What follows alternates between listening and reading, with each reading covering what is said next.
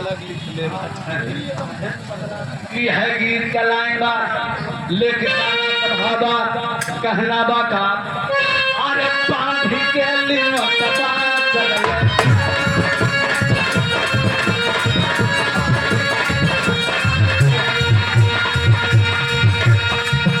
अरे यार हीरे के तबा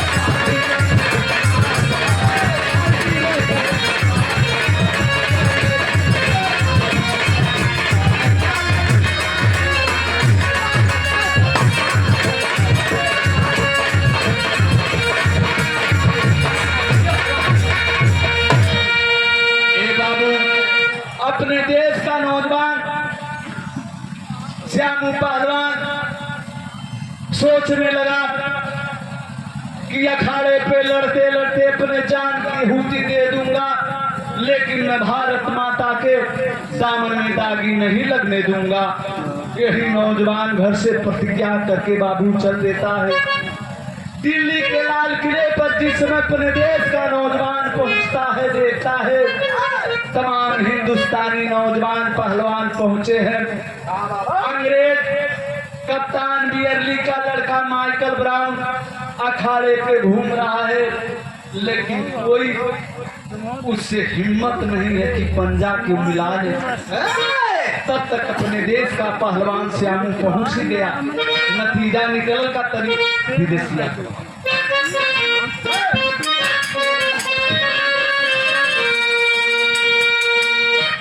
अरे पहुंची अखाड़ा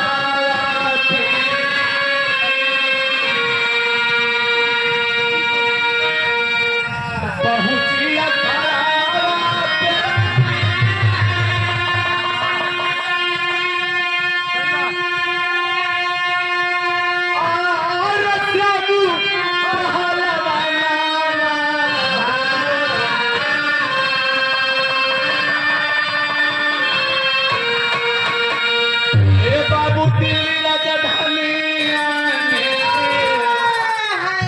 झूठे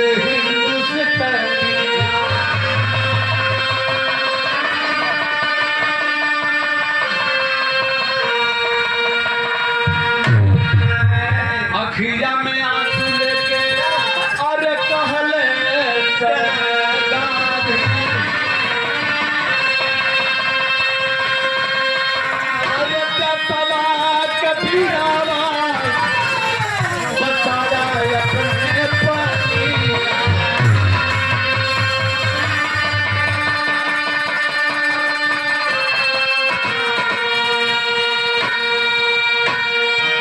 श्याम पहलवान जब दिल्ली के लाल किले पे पहुंचता है, महात्मा गांधी चरण सिंह चौधरी का नजर जो अपने देश के नौजवान श्यामों पे पड़ता, इशारा दे करके बुलाते हैं। जाकर के पैर को छुआ है नौजवान।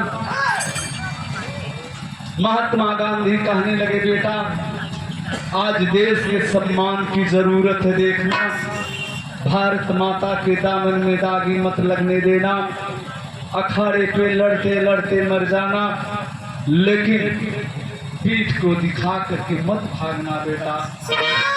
बार अपने देश का नौजवान जिसने बात को सुना है, कलेजा चौड़ा हुआ, किया क्या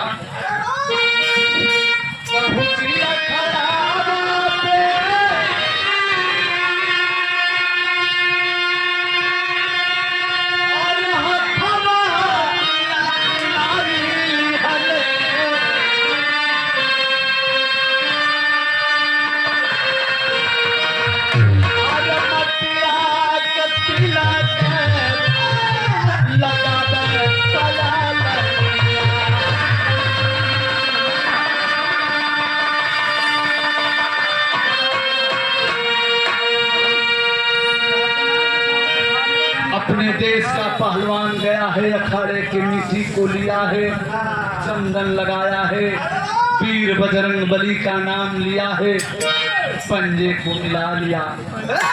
यहाँ कटेरी कभी भाव लिखलन, ये देश पे का लिखलन।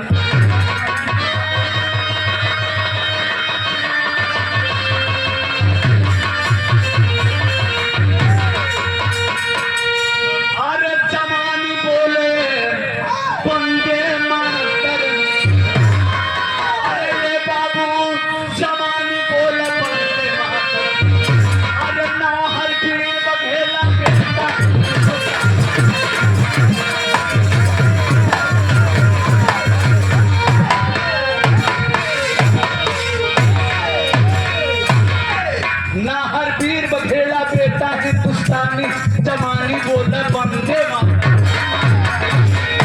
नौजवान सोचने लगा, बार बार ना मालूम मर्द घर जन्म लूंगा, किस घर जन्म लूंगा। वो नौजवान ही सोच करके किया का भाव बदल गया।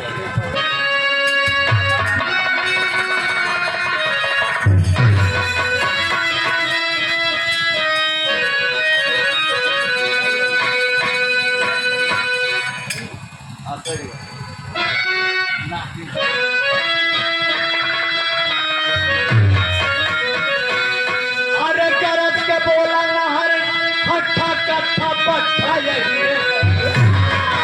गरज के बोला नहर हट्ठा कट्ठा पट्ठा यही अरे तोर माई कई गरज कट्ठा पट्ठा यही रे।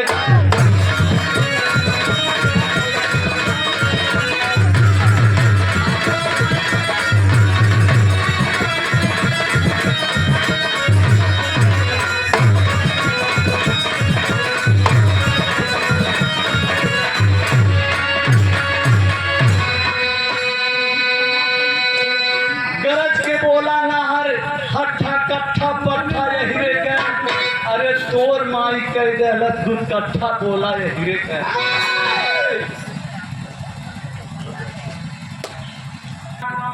गरज के बोला नहर हट्ठा कट्ठा पट्ठा ये हीरे का। अरे तोर माई कह दे दूध कट्ठा बोला ये हीरे का।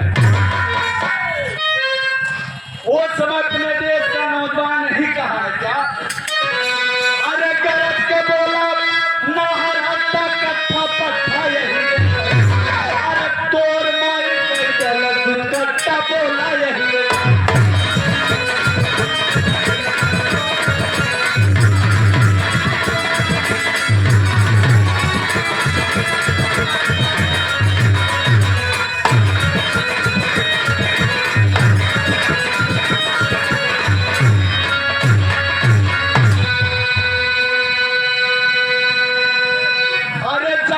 अपने बाप से पूछ ले हमसे का माला हो आके हमारे घर के दाना हम ही से बबुराला हो।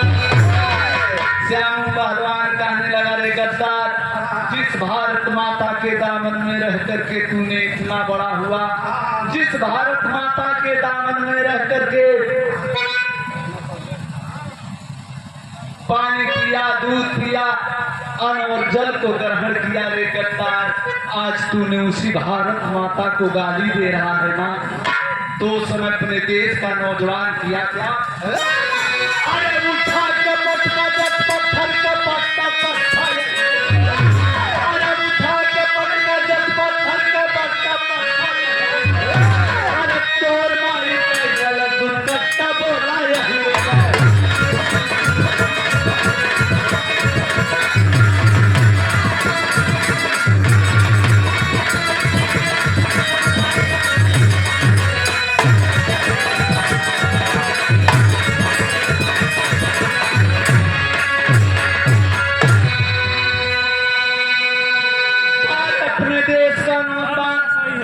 यही कह करके पंजे को मिला लिया।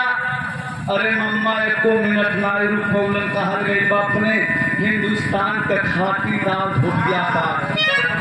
धोबिया पाठ जौन उस्ताद लड़ावत रहना धोबिया पाठ होती नाई सिखौल कहले दुश्मन हो कबो गड़बड़ कर दे एक के नाते ना सिखौलन।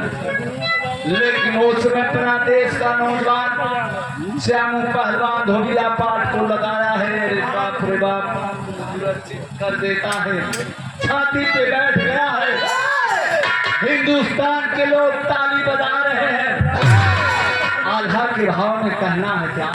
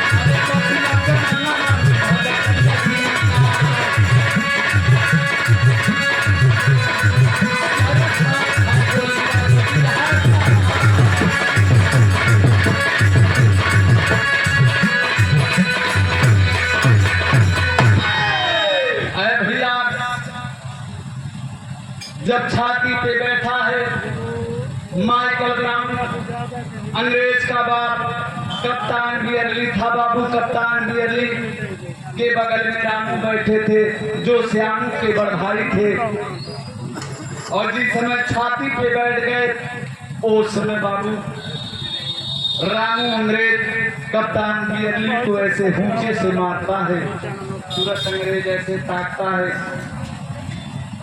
रामू कहने लगे देख रहा है, अरे जो तेरे बेटे की छाती पे सवार है वो और कोई दूसरा नहीं है बल्कि मेरा छोटा भाई श्यामू है।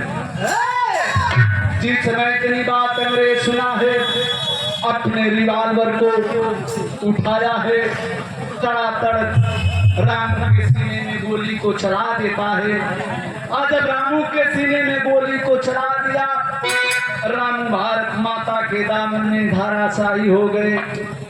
अंग्रेजों की गोली चलने से अपने हिंदुस्तान के लोग भागने लगे, क्योंकि उस समय अंग्रेजों का हुकूमत था।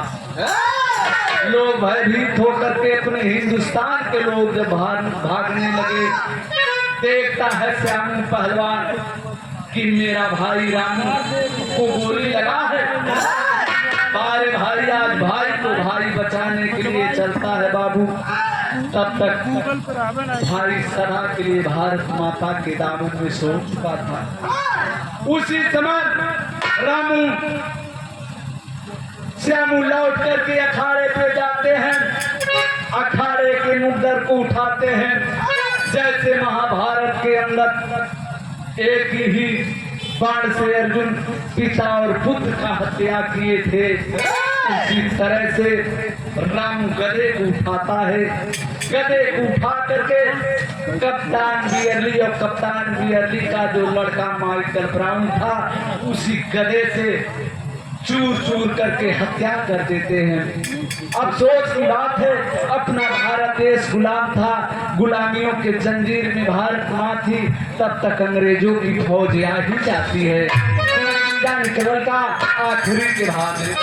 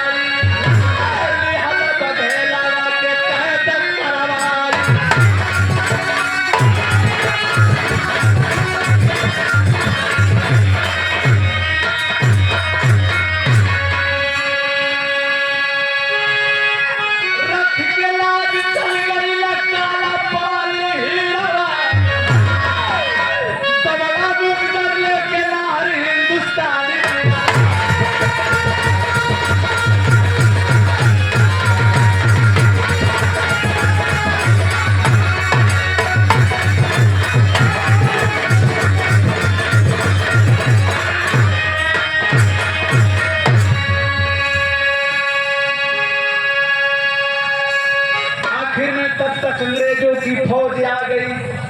अपने हिंदुस्तान पहलवान रामू को पकड़ करके बाबू काला पानी भेज देते हैं। यहीं से बिरहा की कहानी समाप्त भई।